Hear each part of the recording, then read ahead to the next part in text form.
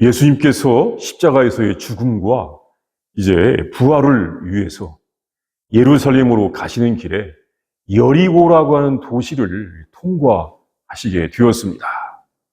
이 여리고라고 하는 그 이름은 종려나무의 성읍, 그렇게 이 별명으로 불리기도 했는데, 그곳은 이 물산이 아주 풍성한 곳이었습니다. 이 경제적으로 번영한 성읍이었습니다.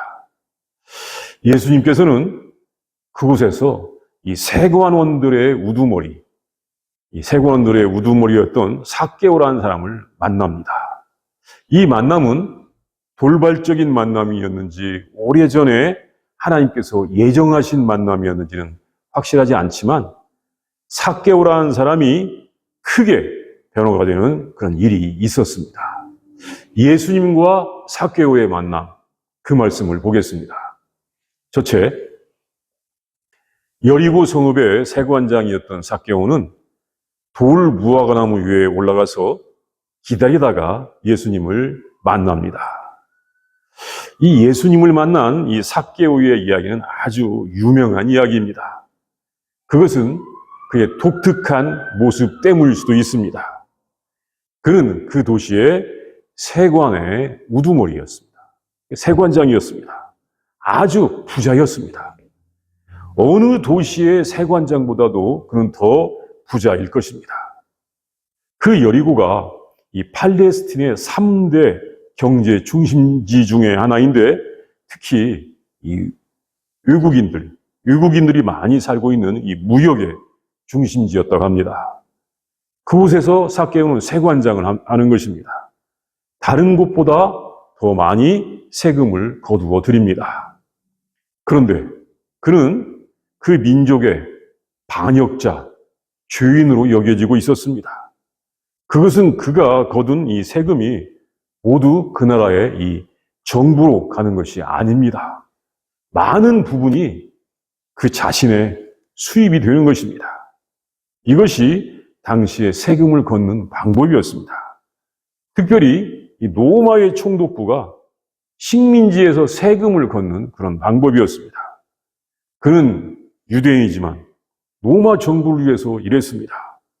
그러니까 그는 자기의 동족들로부터는 배신자로 여겨지고 있었던 것입니다. 사람들은 그를 죄인이라고 하였습니다. 민족을 배신하고 이 압제자인 이방인들을 위해서, 이방인 압제자들을 위해서 일하면서 그의 백성들에게서 강탈한다는 그런 이유였던 것입니다. 어떤 자료를 보니까 이 삭개오는 당시의 사회에서 가장 미움을 많이 받는 사람이었을 것이라고 합니다.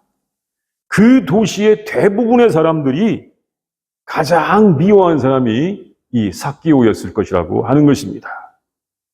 특별히 그가 이 세관의 우두머리, 세관장이 될 정도가 된다면 얼마나 악랄하게 세금을 많이 거뒀겠습니까?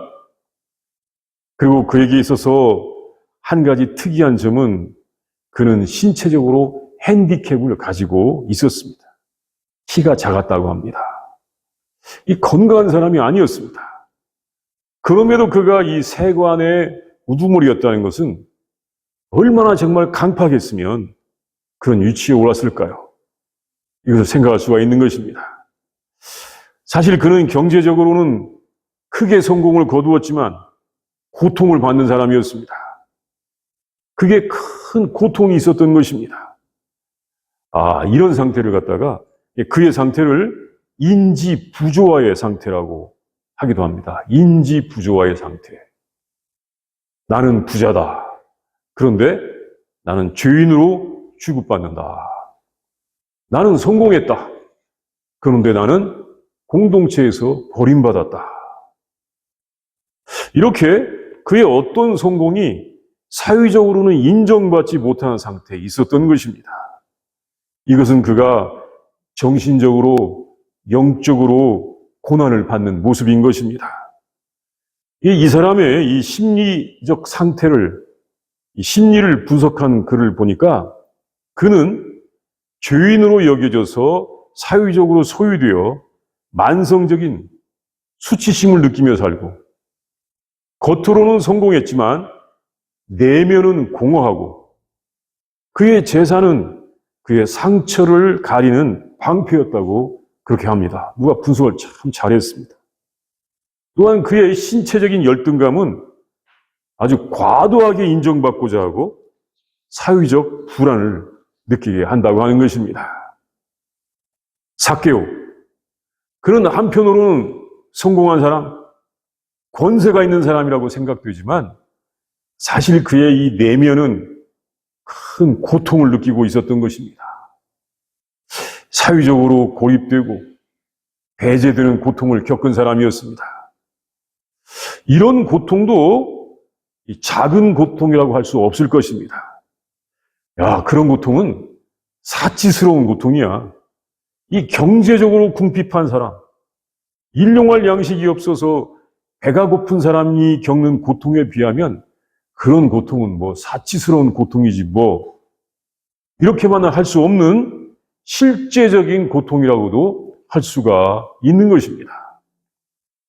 어떻게 보면 이 사람도 예수님께서 그 여리고로 오시다가 만났던 맹인이 받았던 큰 고통, 그 맹인이 큰 고통을 받고 있다가 막 예수님을 부르면서 예수님을 만난 것처럼 삭개오도 그런 고난 중에 있었다고 할 수가 있는 것입니다.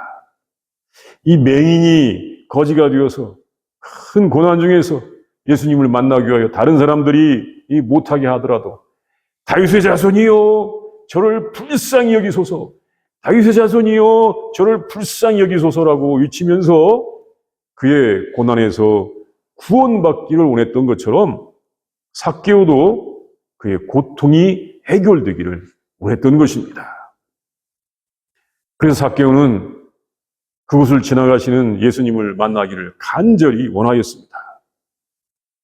그래서 예수님께서 지나가시는 그 길로 나갔는데 너무나 많은 사람들이 있어서 예수님을 보기가 어려울 것 같았습니다. 그리고 그의 신체적 핸디캡 때문에 바로 서서 예수님을 만날 수가 없으므로 그는 그 길가에 있는 돌 무화과나무에 올라갔습니다. 나무가 상당히 크다고 합니다. 거기에 올라갔습니다. 아니, 나이 든 성인이 그렇게 나무에 올라가는 것은 아주 특별한 일이었던 것입니다. 이것은 절박함이었습니다. 수많은 병자들을 고쳐주시고 죽은 사람도 살려내셨던 그 예수를 만나야 한다. 예수님을 보아야 한다. 내가 이런 고통 속에서 계속 사는 것보다 나에게는 어떤 은혜가 필요하다. 나에게 뭔가 변화가 필요하다고 하는 그런 절박감 속에서 그는 나무에 올라갔던 것입니다. 혹시 이렇게 생각할 수 있습니다. 이 삭개오가 왜 예수님을 만나고 싶었을까? 그것은 예수님께 항의하기 위하여 만나고 싶었다라고도 생각할 수가 있습니다. 아니, 다윗의 자손이요, 나는 왜 이런 고통을 당해야 합니까? 사람들이 왜 나를 죄인 취급합니까? 왜 나를 사람들이 멸시합니까? 내 키가 작은 것을 좀 당신의 능력으로 고쳐줄 수 있지 않습니까? 왜냐하면 예수님께서 각종 병자들을 다 치료하셨기 때문에 삭개오는 혹시 예수님이 자기의 신장을 늘려주기를 바랬을 수도 있지 않았을까? 이건 저만의 생각일 수가 있겠죠. 예. 어쨌든 삭개오는 예수님을 만나러 갔던 것입니다. 자신의 고통을 해결하기 위해서, 예수님께 따지기 위해서라도 예수님을 만나러 갔던 것입니다. 아마 이 삭개오가 지금까지 해온 일들 얼마나 참 악랄하겠으면 그가 이 세관장이 되었겠습니까? 그런 것들을 생각해 본다면, 야, 그 사람은 예수님께 순종하기 위하여 갔기보다도 예수님께 따지기 위하여 갔을 수도 있다. 그런 생각도 드는 사람 아니겠습니까? 네. 아무튼 그가 예수님을 만나서 그의 고통을 해결하러 가는 것은 아주 중요한 것이었습니다. 우리가 이 예수님을 만나기 위해서 오는 것은 정말 중요한 것입니다. 물리적이고 육체적인 고통을 당한 상태에서 그 문제를 해결하고자 예수님을 만날 수도 있고, 또 사회적, 정신적, 영적 고난 중에서 그 문제를 해결하고자 나올 수도 있는 것입니다. 옛날에는 이 육체적 고통에서 치료받는 일을 참 병원에서는 잘 못했는데, 이 오늘날에는 육체적 고통에서 치료받는 일은 병원에서 잘하고 있고, 또 이 병원이 교회보다 더 잘하는 것 같기도 합니다. 그런데 그 근본 원인이 되는 마음의 병, 이 정신의 병, 사회적 질병은 사실 예수님을 만나야 하는 것입니다. 예수님께 따져 묻기라도 해야 되는 것입니다. 예수님, 왜 제가 죄인 취급을 받아야 됩니까?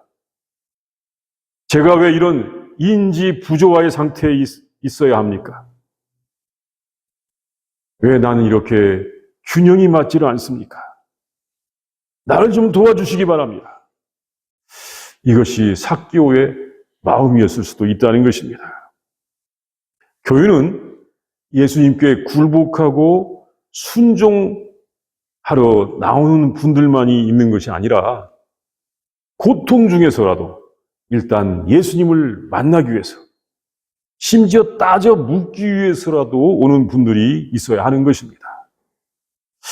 아직도 이 세상에는 여러 가지 고난이 해결되지 않은 상태로 많이 남아있고, 또한 세상은 여전히 우리들에게 각종 고난을 부과하면서 우리들에게 진정한 구원자를 찾도록 할 것이기 때문입니다. 그래서 교회에는 나는 예수님께 순종하기 위해서 왔어, 이런 성도들만 계시는 것이 아니라, 예수님, 왜 제가 죄인으로 취급을 받아야 됩니까? 나는 왜 이렇게 고통 중에 있어야 됩니까? 라고 따져 묻는 사람들도 교회는 분명히 계셔야 한다는 것입니다. 둘째, 예수님께서는 돌 무화과 나무에 올라간 삭개오 위에 속히 내려오라고 하시면서 그의 집에 머무르시겠다고 하셨고, 삭개오는 예수님께 자신의 재산을 가난한 사람들에게 주겠다고 하였습니다. 이 예수님이 지나가시던 여리고의 도로, 메인 스트리트이겠죠. 이 중심 도로에는 수많은 사람들이 있었습니다. 그때 돌무화과 나무에 올라가 있는 사람, 예수님은 그를 알아보셨습니다.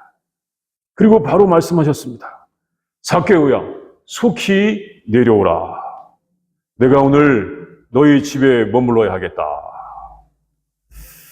그러자 삭개오는 급히 내려와서 즐거워하며 영접하였다고 합니다. 예수님께서 말씀하시자마자 급하게 내려왔습니다. 또한 즐거워하면서 영접하였습니다. 이것은 삭개오가 미처 상상하지도 못한 일이었을 수도 있습니다. 도대체 그는 어떤 사람일까? 지금처럼 이 텔레비가 없는 상태에서, 텔레비전 뉴스를 볼 수 없는 상태에서 그가 어떤 분인가? 내가 한 번이라도 그 얼굴을 볼 수가 있다면 얼마나 좋지 않을까? 또 그가 나를 향하여 이 삭개오 하면서 손이라도 한번 흔들어주면 얼마나 좋을까? 이런 생각까지는 할 수도 있었을 텐데, 예수님은 자기 이름을 불러주었습니다. 그리고 속히 내려오라고 하셨습니다. 또한 그의 집에 머물러야 한다고 하셨습니다. 예수님께서 하신 말씀이 오늘 너희 집에 가야만 해. 우리 이 한글 성경으로 보면 이게 잘 표현이 안 되어 있는데, 영어 성경은 보니까 I must stay in your house 이렇게 되어 있어요. 원어를 보니까 그 말이 맞아요. 내가 너희 집에 오늘 가야만 해. 이런 말씀이었습니다. 사실 자기는 죄인이기 때문에 이 길에서 만나는 것만 해도 큰 호의일 텐데, 예수님께서는 그의 집에 머물러야 한다고 이렇게 하신 것입니다. 정말 놀라운 일인 것입니다. 그간의 예수님께서는 주로 이 베다니 동네 같은 이 가난한 사람들, 이 베다니, 원래 이 고통받는 사람들의 집이란 말이에요. 그러니까 이 판자촌이에요. 그런 곳에서 주로 머무르셨는데, 예수님은 삭개오의 집에서 머물러야 한다고 하신 것입니다. 삭개오는 참으로 놀랐을 것입니다. 아니, 내가 예수님을 만나려고 했더니 예수님께서 만나주시는구나. 나는 그의 도움을 원했는데 예수님께서 나를 필요로 하시는 것 같구나. 왜 우리 집에 머물러야 한다고 하시는가? 이제 그가 곧 예루살렘에서 세상을 다스리실 터인데 왜 우리 집에 머무신다고 하실까? 물론 이것은 이렇게 생각했다면 조금 다르죠. 그러나 삭개오는 이렇게 예수님께서 자기 집에 머무르신다고 하신 그 말씀이 너무나 놀랍고 감격스러운 말씀이 되는 것입니다. 그런 예수님 앞에서 너무 감사해서 이렇게 말했습니다. 주여 보시옵소서, 내 소유의 절반을 가난한 자들에게 주겠사오며 만일 누구의 것을 속여 빼앗은 일이 있으면 4배나 갚겠나이다. 이 말은 삭개오가 예수님의 뜻과 성경의 율법을 정확히 알고 있었기 때문에 가능한 말이었습니다. 이 구약성경 출애굽기 22장 1절에 보면 이런 말씀이 있어요. 사람이 소나 양을 도둑질하여 잡거나 팔면 그는 소 1마리에 소 5마리로 갚고 양 1마리에 양 4마리로 갚을지니라. 이런 말씀이 있습니다. 그래서 이 도둑질한 것을 되갚을 때는 4배로 갚는다고 합니다. 삭개오가 속여 빼앗은 것을 4배로 갚겠다고 했던 것입니다. 그는 이 성경 말씀을 알고 있었던 것입니다. 그리고 그는 그 재산의 절반을 가난한 사람들에게 주겠다고 하였습니다.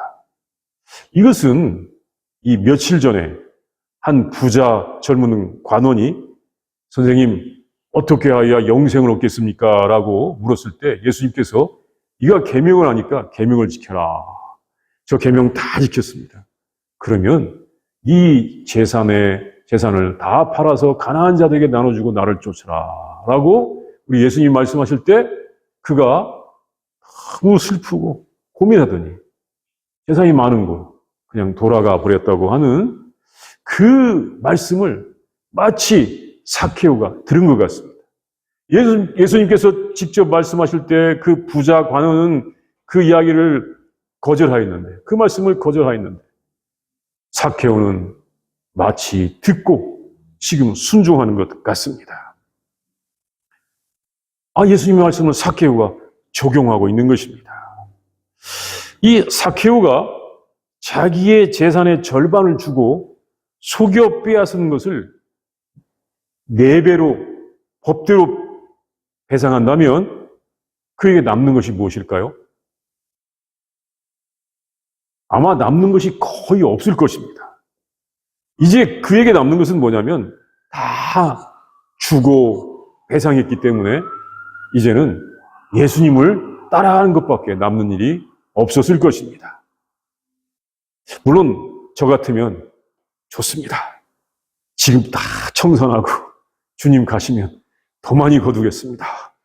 이렇게 생각할 수도 있어요. 저 같으면.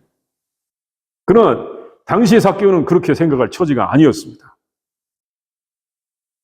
왜냐하면 예수님께서 예루살렘에서 다스리시는데 어떻게 무서워서 하겠습니까? 삭개오는 그때 철저하게 변호가 되는 것을 보여주었습니다. 어떻게 이렇게 회개했을까? 그가 어떻게 그 위치에서 내려올까? 속히 내려올까? 그 재산을 다 나눠줄 수 있을까? 그리고 그 잘못한 것은 다 배상할 수 있을까? 이제 그가 할 일은 예수님을 따라가야 하는 것밖에 남은 것이 없습니다. 이것이 진정한 회개입니다. 그때 예수님께서는 오늘 구원이 이 집에 이르렀으니 이 사람도 아브라함의 자손이미로다 라고 선언하셨습니다.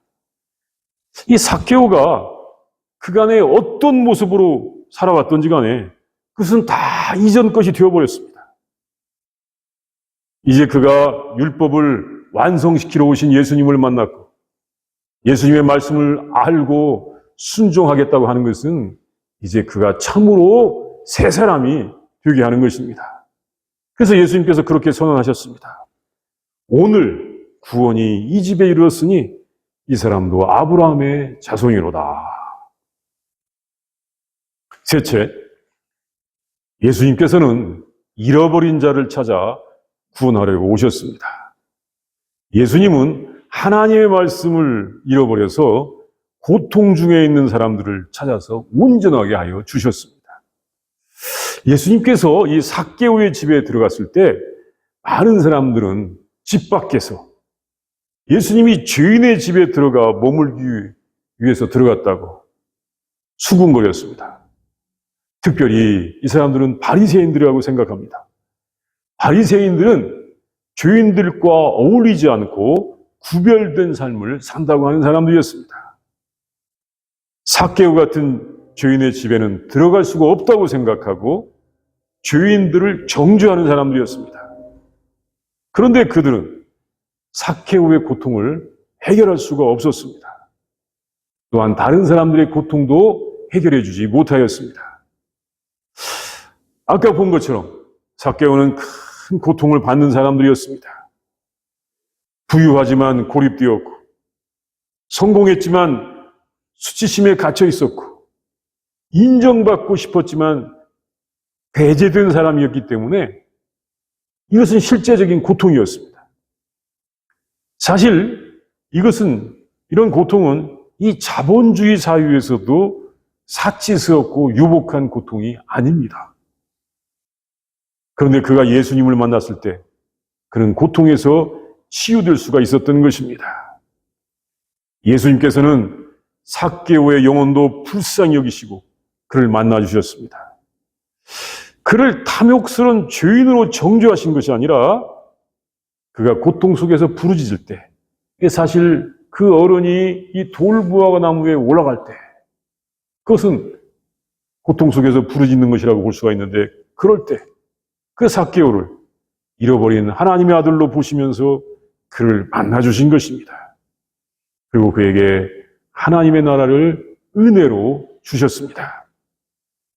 자, 그 후에 삭개오가 어떻게 되었는지에 대해서는 성경에는 기록은 없지만 전해오는 말에 의하면 그는 베드로의 동역자가 되어서 함께 복음을 전하기 위하여 다녔고 나중에는 가이사랴의 주교가 되었다고 하는 초기 교회의 기록이 있다고 합니다. 물론 그런 기록이 중요한 것은 아닙니다. 삭개오가 예수님을 만나서 이렇게 변화가 되었다고 하는 것입니다.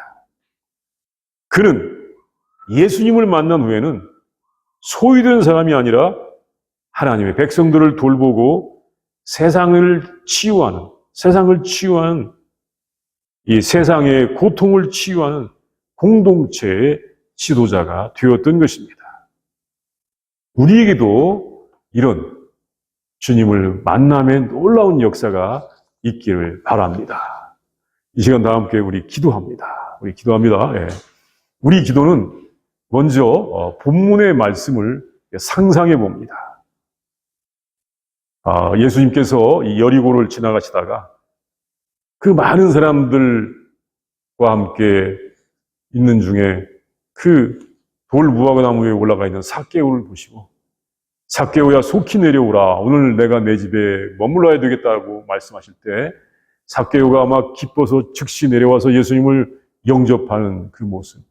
그리고 오늘 제가 제 재산의 절반을 가난한 사람들에게 주겠고 또 속여 빼앗은 것은 4배나 갚겠습니다라고 주님께 말씀하시자 주님께서 오늘 이 집에 구원이 임하였다고 말씀하시면서 이도 하나님의 아브라함의 후손이다라고 그 말씀하시는 모습을 보고 인자가 온 것은 잃어버린 자를 찾기 위하여 오셨다고 하시는 그 주님의 모습을 우리가 상상하면서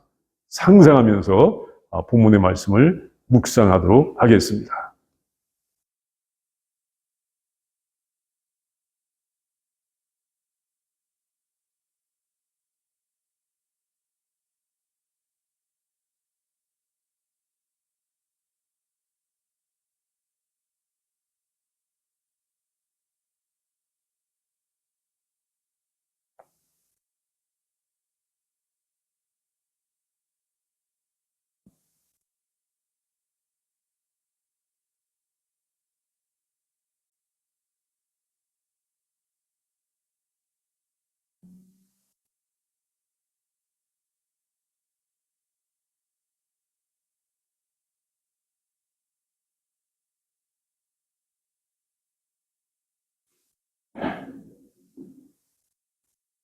하나님 감사합니다.